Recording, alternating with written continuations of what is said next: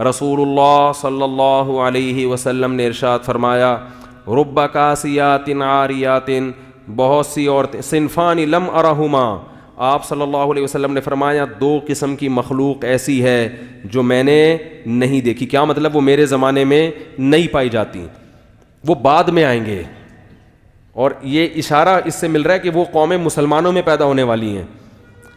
فرمائے ایک ظالم حکمران جو عوام پہ ظلم کریں گے، ہر وقت کوڑا لٹکا رہے گا ان کا.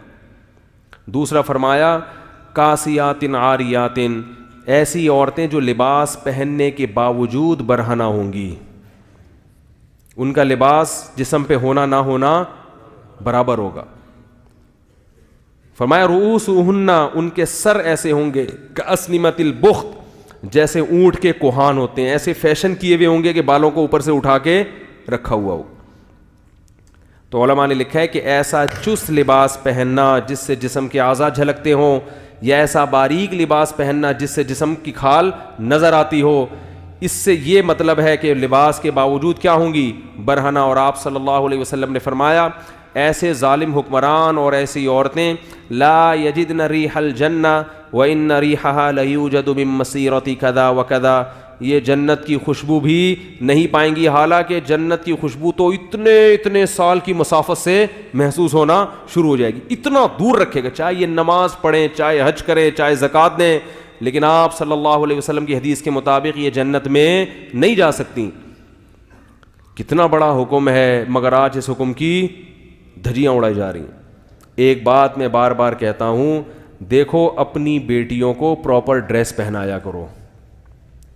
لوگ کہتے ہیں ہماری بیٹی ہمارے قابو میں نہیں ہے. بالغ ہونے کے بعد اگر قابو میں نہیں ہے تو بات سمجھ میں آتی ہے، بچیاں تو قابو میں ہی ہوتی ہیں نا. کسی بھی دیندار کو کھڑا کر دو، اس کے بیٹے کا لباس دیکھو اور اس کی بیٹی کا لباس دیکھو. ابھی میں ہانگ کانگ گیا نا، مردوں کے پورے کپڑے ہیں، پورے نا، ان کا بس نہیں چل رہا ہوتا، منہ بھی چھپا لیں وہ. اور ان کنٹریز میں خواتین کے کپڑے کیا ہیں؟ شارٹ، 2-4 اسٹیکر کہیں سے ادھار لے کے، وہ بھی ایسا لگتا ہے جیسے پتہ نہیں کیا تکلف ہے بھائی. یعنی بعض ایک صاحب کہنے لگے ان سے بولو کہ اس تکلف کی ضرورت کیا تھی آپ کو، خام خواہ کی ٹینشن. مرد پورے، اور عورتوں کا وہی کلچر کہاں آ رہا ہے ہمارے معاشرے میں، اور کیسے آ رہا ہے؟ والدین اپنی بچیوں کے لیے ایسے کپڑے لے کر آ رہے ہیں. ابھی تو بچی ہے بھائی، اگر وہ ابھی بچی ہے تو وہ بھی تو بچہ ہے، اس کو بھی چڈی پہناؤ، بنیان پہنا کے باہر نکال دو اس کو. بیٹے کو، اپنے بیٹے کو چڈی بنیان نہیں، بیٹے کو پراپر ڈریس پہنائیں گے پورا. بیٹی کو کیا کریں گے؟ آدھی پنڈلیوں کی فراکیں، سلیو لیس فراکیں ان کو پہنائیں گے، آدھی پنڈلیوں کی شلواریں اور سلیو لیس ان کو فراکیں پہنائیں گے. تو یہ اس کی علامت ہے کہ آپ ان کی صحیح تربیت نہیں کر رہے. بچے کو پراپر ڈریس پہنا کے اس کا عادی بنانا پڑتا ہے. اس سے بچے میں حیا پیدا ہو جاتی ہے، شرم پیدا ہوتی ہے. آپ نے دیکھا ہوگا جو لوگ اپنے بچوں کو کپڑے نہیں پہناتے نا، چڈی بنیان میں ہی بچے گھومتے رہتے ہیں، وہ پھر بڑے ہو کر بھی چڈی بنیان میں.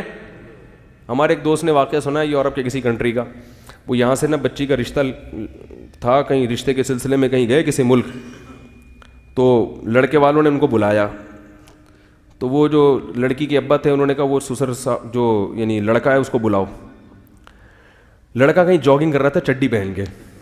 اس کو پتہ چلا جی تمہارے رشتے والے آئے ہوئے ہیں. اس نے کہا ٹھیک ہے، بہت خوشی ہوئی، میں آ رہا ہوں. تو وہی چڈی بنیان میں ہی سسر صاحب کے آگے بیٹھ گیا، اور اس نے اپنی طرف سے یہی کیا، بھائی جو میں ہوں میں وہی نظر آنا چاہتا ہوں. وہ صحیح کیا اس نے. خام خواہ میں اپنے آپ کو ایسا شو نہیں، میں ایسا لبرل ہوں، پہلے بتا دیا اس نے اپنے ڈریس سے کہ مجھ سے زیادہ توقعات نہ رکھنا، ہم یہ چڈی بنیان ہی ہمارا فیشن ہے. تو چڈی بنیان میں آ کے سسر صاحب کے سامنے بیٹھ گئے. انہوں نے کہا بھائی تو لڑکی والے جب ہمارے یہاں جب آتے ہیں تو بندہ کہیں سے ادھار ہی لے لیتا ہے پتلون. کیا خیال ہے بھائی؟ اس موقع پر تو ہر آدمی کم از کم پراپر ڈریس میں بیٹھتا ہے نا. نہیں ہے تو کہیں سے ادھار لے لیتا ہے، شرٹ ادھار لے لیتا ہے، بعد میں واپس کر دیتا ہے کہ بھائی چلو ابھی فی الحال. تو یہ اتنا لبرل. وہ خیر انہوں نے انکار کر دیا، اور بہت اچھا کیا انہوں نے انکار کر دیا. تو کیا ہے کہ بچپن سے آپ اگر مکمل لباس پہنائیں گے بیٹے کو، بیٹی کو، تو وہ لباس کا عادی